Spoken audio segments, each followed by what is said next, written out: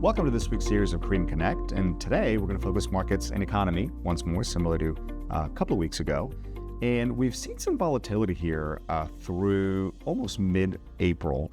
It's been quite interesting in that we ended the first quarter on a fairly robust economic background, which has continued here in the first month of the second quarter. Yet volatility has peaked its head a little bit, but no reason for concern, because when we're looking at that data, the objective analysis that leads us to kind of gauge what's happening and why it's happening does give us confidence in the economy and the markets. But to get to that point, as it relates to the volatility backdrop, we know that inflation, we know that interest rates, the gamut of all those individual components has caused some uncertainty in the markets. Talk to us a little bit about that inflationary backdrop, the interest rate backdrop. Are we going to get any cuts this year? Kind of what's happening, Alicia? What we saw on Wednesday was the CPI report came in higher than expected for a third straight month. We were hoping it was more of a seasonality piece. It was confirmed that now we do have some of those inflationary pressures coming through. I think what's important to realize, though, is like we talked about last time, the majority of that CPI increase is coming from shelter, which we know that the vast majority of people own their homes and aren't impacted by. We're also seeing some increases in transportation services and some other ancillary pieces. I think what's important to see is that the trend is still down.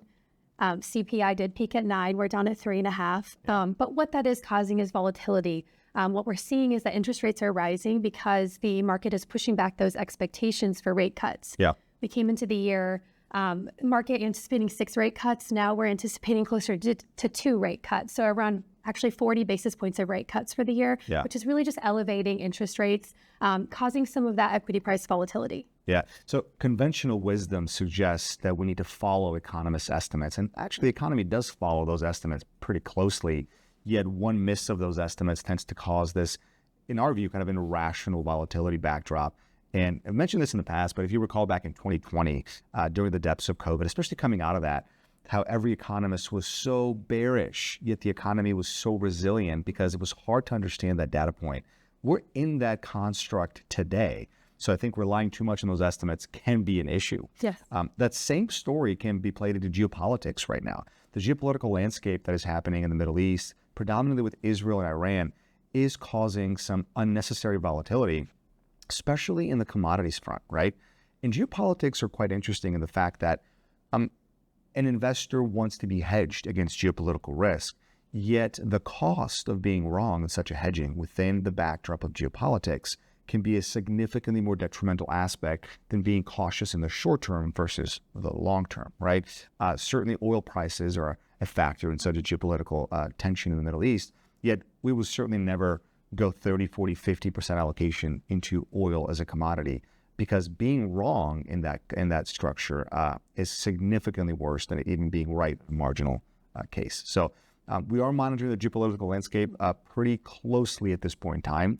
We have pivoted on that front, but that pivoting takes a different form, right? Talk to us a little bit about the pivoting we have taken on our portfolios as a result of maybe the no more rate cuts, as you mentioned, or lower rate cuts, and the geopolitical landscape as it is today. So one of the things that we initiated within the first week of April, when we started to see some of these geopolitical tensions escalate, we took a little bit off the table within our equity market participation. We're talking about 8% across a couple of our strategies. Yeah.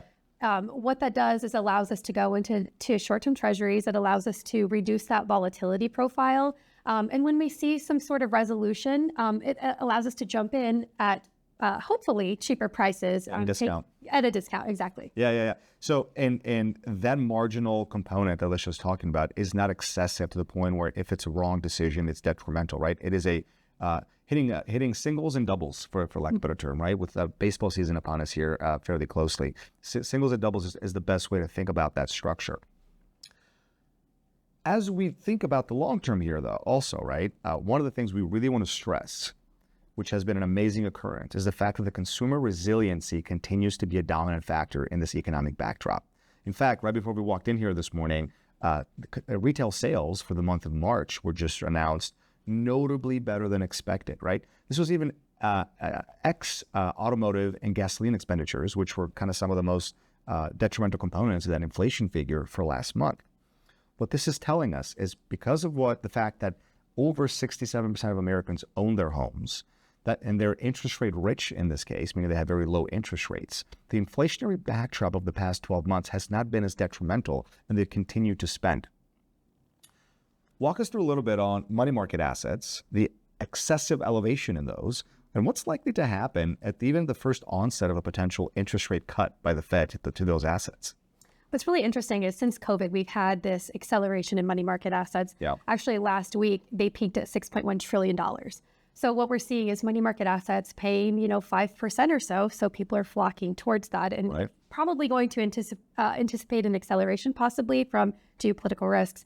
But what we're seeing is once interest rates tend to fall, once they start to fall, which everyone is anticipating at some point later this year, those money market assets are going to be redeployed. When you're earning maybe 4% or 3% on those money market assets over the next couple of years, where are they going to go? In our opinion, they're going to go in equities because equities is where you have that growth over the long term, that appreciation. So we anticipate that when those money market assets are redeployed, we want to be able to participate in that. We don't want to miss that inflection point. Yeah, absolutely. I mean, that $3 trillion of excessive savings, I think that's going to be an awesome way to participate in the market. It will find a home, and certainly things that we're paying attention to as we are redeploying assets across all different asset classes and style classes.